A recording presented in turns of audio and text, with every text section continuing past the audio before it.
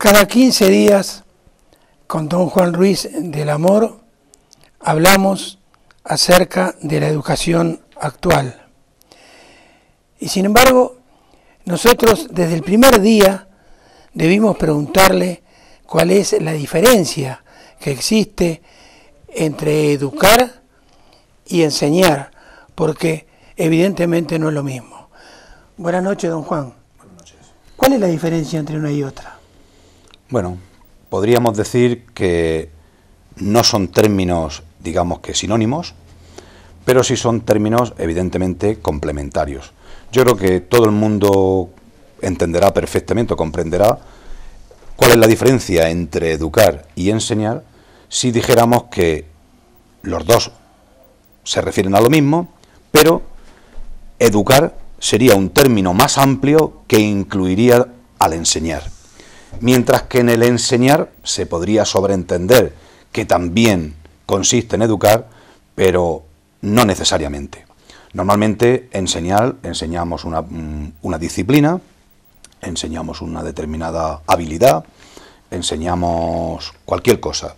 Mientras que educar, tradicionalmente, y yo creo que con propiedad, pues se utiliza para indicar que además de aprender cosas, además de poder enseñar cuando estamos educando, lo cierto y verdad es que también están interviniendo en ese proceso otra serie de elementos más cercanos, más propios, digamos, de valores. Siempre hemos dicho que una persona es maleducada y no nos referimos nunca con ese término a que sabe poco, en términos de conocimientos, sino que nos referimos siempre en términos de conducta, actitud, valores que pueda manifestar en un determinado momento, que no son apropiados, y ahí hablamos de la mala educación. Por lo tanto, la persona que está bien educada se supone que ha recibido una buena educación. Esa buena educación, cuando hablamos de buena educación, yo creo que estamos hablando a la globalidad, a el todo de la persona, no solo en cómo se comporta, por decirlo de alguna manera, sino en algo mucho más amplio, cómo esa persona es capaz de poner en práctica todo aquello que se espera de una persona que tiene una serie de valores y elementos propios de los que queremos favorecer, que van en la dirección correcta, en la dirección, digamos, de que nunca se contraponen con el resto de situaciones que se dan a su alrededor. Y cuando hablamos de enseñar, pues nos vamos a un término, podríamos decir, un poquito más técnico, en el que realmente lo que queremos es que la persona aprenda algo concreto. Puede ser una conducta, pero puede ser simplemente pues un elemento de lenguaje, de matemáticas, de sociales, de cualquier otro término. Ahí diríamos que sería más cómo se pueden enseñar, qué metodología es la más apropiada, qué técnicas son las que hay que utilizar para que esa persona aprenda algo. Mientras que en educar sería, digamos, esa globalidad. Don Juan, en 30 segundos, algo que sucedió hace muy poquitos días en un instituto. Un niño de apenas 15 años, o mal educado o mal aprendido, en clase de educación física, por no estar de acuerdo con lo que le enseñaba su profesora, y aparte porque había sido suspendido, se bajó los pantalones y le mostró el trasero a toda la clase. Y la maestra, la profesora, lo castigó para que él estuviese durante 2 horas en calzoncillos, en ropas menores, dando vueltas en el patio trasero del colegio. ¿Le enseñó? ¿Lo educó? Cuéntenos. Difícil situación en el sentido de si ese tipo de respuesta ante una determinada conducta maleducada, evidentemente, ¿no? Si la respuesta con el objetivo de corregir la conducta, pues sería la más apropiada. Evidentemente, estoy seguro de que habrá opiniones para todos los gustos, evidentemente. Pero yo diría que, si bien los profesores, evidentemente, nuestra misión es educar y es enseñar, también es cierto que, como profesionales que somos, pues hay una serie de aspectos en los que están regulados y a los que tenemos que atenernos a la hora de corregir, evaluar y poner en marcha medidas que le llamamos disciplinarias para precisamente poder corregir las conductas de los alumnos. Entonces, aquí entraríamos, digamos, en cuáles los instrumentos que dispone los centros, el profesorado, para corregir conductas que, evidentemente, ni son tolerables ni son apropiadas. Hay unos reglamentos, como ya explicamos en alguna ocasión, hay unas disposiciones que dicen en este caso cómo y de qué manera puede actuar un profesor.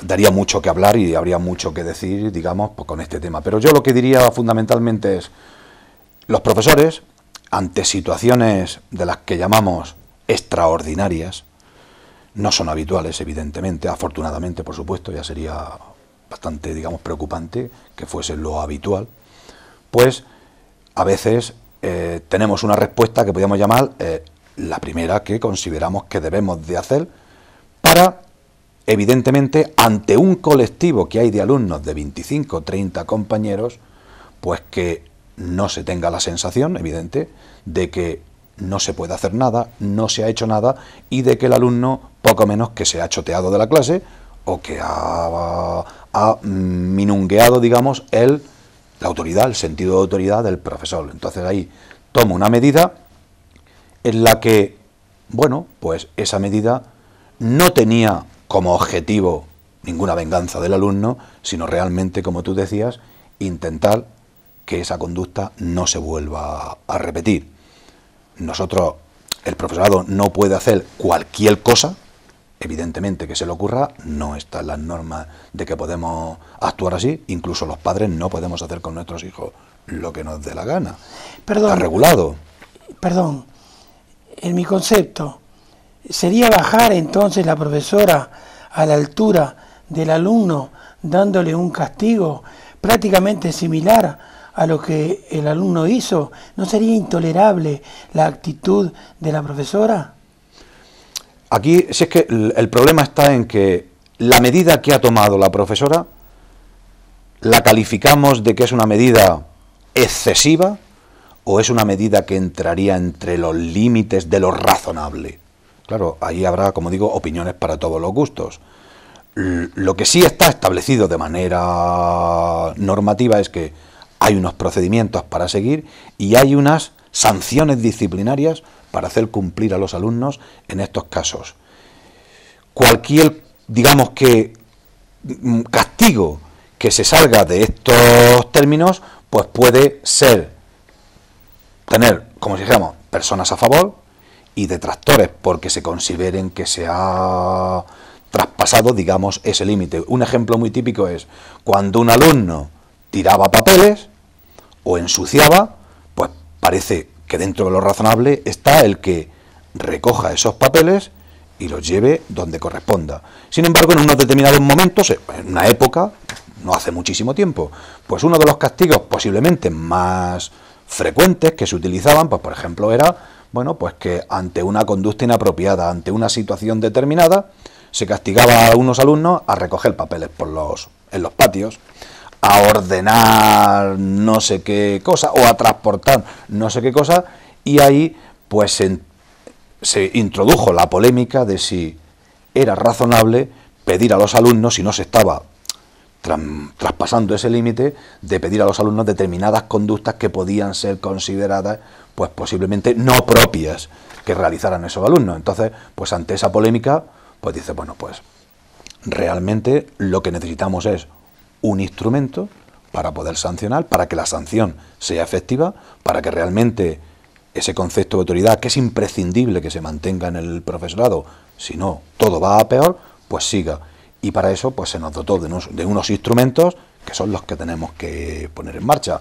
Yo diría que la conducta de la profesora, en este caso, que ha reaccionado de esa manera, yo no la sacaría fuera de contexto, sino que diría que quizá hubiese sido más apropiado y desde luego hubiese ayudado probablemente un poquito más a la profesora el que, sin llegar a esa situación, posteriormente, o sea, habiendo cortado la conducta con toda claridad, habiendo procedido a la presencia de otro compañero que esté, digamos, en en guardia, que esté, digamos, a disposición precisamente de cualquier incidencia que pueda ocurrir durante el desarrollo normal de las clases, y que hubiesen puesto en marcha un procedimiento normativo en el que no pueda haber polémica. La polémica pueda ser, digamos, la que de luego estén de acuerdo o no estén de acuerdo con la sanción de si es dura, no es dura, o si es la más apropiada o no es la más apropiada. Pero evitar al máximo, digamos, bueno, pues situaciones en las que aquí, con toda seguridad, se habrá entrado por parte de muchísima gente que conozca ese hecho de si el alumno fue humillado o no fue humillado, si la conducta, o sea, el castigo fue excesivo o no fue excesivo, si podía haber hecho la profesora otras cosas que hubiesen sido más efectivas, porque claro, cuando ponemos los profesores una sanción, lo que pretendemos es corregir la conducta. No castigarla por castigarla, es decir, no es le pongo un castigo para que se fastidie, no es eso. Lo que queremos es corregir la conducta. Y ahí es cuando aplicamos esas medidas, esta es la medida mejor para realmente corregir la conducta, ¿no? Eso es lo que nos preguntamos. Y como todo, pues unas veces sí, y otras veces ves que las conductas siguen igual. Aquí hay un elemento, digamos, que puede ser contraproducente, y es cuando un castigo, todos los castigos por supuesto, pero uno, si el sujeto, en este caso el alumno, lo vive como algo especialmente agresivo con él, pues lo más probable es que su respuesta posteriormente sea justo todo lo contrario, que ya sea, digamos, personalizada con la profesora y ocurra una serie de circunstancias que compliquen mucho más las soluciones. Ante conductas totalmente, digamos, extraordinarias, pues a veces no es fácil la conducta, digamos, la respuesta más apropiada, ¿eh?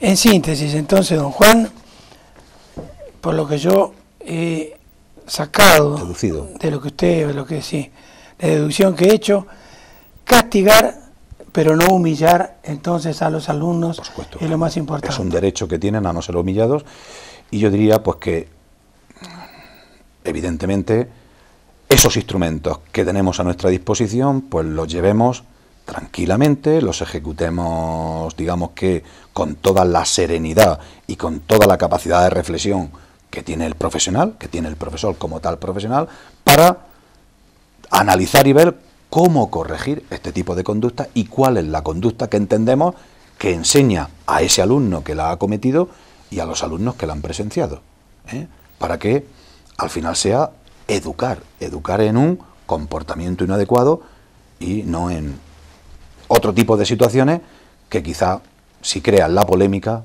ya no contribuyen a ese factor de educación. ¿Se podría llegar al extremo, por ejemplo, de que esa profesora enviara por el directorio de su instituto públicamente, o sea en clase, por ejemplo, pidiera disculpas a ese alumno por la humillación a la que ella lo llevó, haciéndolo pasear prácticamente por todo el instituto en ropas menores? Bueno, aquí habría, yo creo que habría dos factores posiblemente. Uno, las disculpas y el compromiso a que nunca más ocurriría una situación de ese tipo por parte del alumno, porque el alumno ofendió a la clase, incluida la profesora. Cuando digo incluida la profesora es que su actitud yo creo que iba más contra la profesora que contra los alumnos, en el sentido de, esta es la respuesta que yo te doy a tus indicaciones, a tus orientaciones, a lo que me dices que tengo que hacer. O sea, a tu autoridad, en punto, o sea, en resumidas cuentas, esta es la respuesta que yo te doy a tu autoridad, a la figura tuya de autoridad o a tu persona. Entonces yo entiendo que ha habido, evidentemente, un mensaje claro por parte del alumno de que pasa olímpicamente. Evidentemente, quien primero tiene que disculparse es el alumno. Y, hecho ese proceso, yo diría, la profesora creo que no tendría ningún inconveniente decir, bueno, pues creo que el castigo podría haber sido de otra magnitud, de otro orden, y no era mi intención, con toda seguridad, humillar al alumno como tal, sino enseñarle que eso no se puede hacer. Una respuesta así de voz de pronto, de decir, bueno, te has bajado los pantalones, pues ahora corre por aquí en esta situación. Bien, quiero decir, quizá es excesiva, teniendo en cuenta que podía haber utilizado otros mecanismos simplemente, ¿no? Que podía haber si se lo hubiera pensado posiblemente 5 minutos, simplemente con haberse parado y decir, ¿qué hago ante esto que ha hecho el alumno? Pues probablemente a lo mejor habría dado una respuesta, pero en ese momento ya entendía que debía de ser una respuesta inmediata y contundente. Probablemente, pues yo lo digo que casi con toda seguridad, con un tanto por ciento de probabilidad muy alto, ese alumno seguro que no era el alumno respetuoso, considerado, maravilloso, de una conducta intachable, que en un momento determinado te hace una cosa de estas y piensas que algo le ha pasado, que algo le ha ocurrido a este alumno esta mañana y no está, sino que probablemente sería la gota que colmó el vaso de toda una historia que habría detrás. Y es probable, todos somos humanos, pues que en ese momento el profesor, ante una situación extrema de tensión, ante el estar padeciendo posiblemente en muchas clases anteriores situaciones no recomendables, desde luego no soportables por mucha gente, pues tuviese una reacción que llamamos ahora excesiva, pero que comprensible y en consonancia con lo que estaba ocurriendo en ese momento y con todo lo que rodeaba esa situación.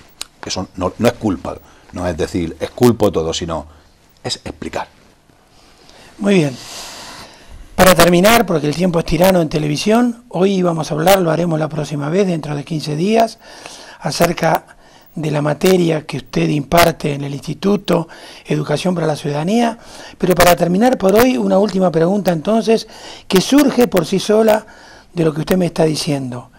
¿Cómo entonces lograr una autoridad positiva?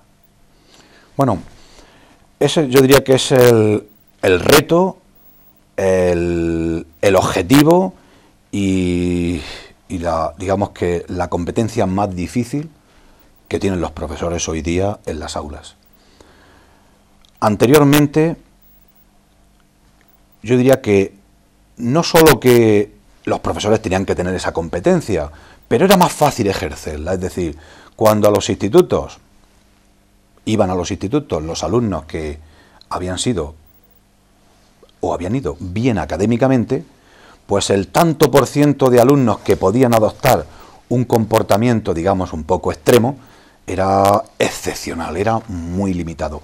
No quiere decir que no sucedían situaciones, pero ahora nos encontramos con que en los institutos, por lo menos en la enseñanza obligatoria, pues hay, como ya hemos dicho en varias ocasiones, todos los alumnos, todos están. Tanto los que quieren estar como los que no quieren estar, digamos, por distintas circunstancias. Ello hace que la reacción, evidentemente, ante la propia situación de la institución sea totalmente diferente a como era antes. Antes el que estaba, no voy a decir 100% voluntario, pero sí sabía que o estaba ahí o donde iba a estar era trabajando, si podía, y ahora no, ahora hay un grupo de alumnos, un tanto por ciento de alumnos, que están casi diríamos obligados, no quieren estar, la situación de aprendizaje les provoca unas reacciones muy fuertes y dan sus respuestas. Pero dan sus respuestas, claro, en un contexto absolutamente diferente. Me refiero al contexto familiar y al contexto social. Es totalmente diferente. Anteriormente, bueno, voy a poner un ejemplo muy propio que todos conocemos. Anteriormente, en nuestra época, de luego hace muchísimo tiempo, pues cuando íbamos a la escuela, le decíamos a nuestro padre que que queríamos estudiar, pues lo primero que decía nuestro padre, mira, le he dicho al profesor que si te tiene que dar un pescozón, que te lo dé. Es decir, ya te estaba diciendo tu padre, no me vengas con rollos luego de que es que el maestro me tiene manía, o es que no, a mí sin tonterías. Tú respetas, o sea, el respeto por encima de todo, tú al maestro, si tiene algo, si tiene un problema, viene y me lo dice, vamos y hablamos, lo tratamos y tal. Entonces, la autoridad del padre era la autoridad del padre y la autoridad del profesor ya la imbuía el propio padre de que a esa persona su respeto es como el que me tienes que tener a mí. Eso era un concepto, digamos, asumido y que era difícil que ningún alumno pudiera cuestionarlo.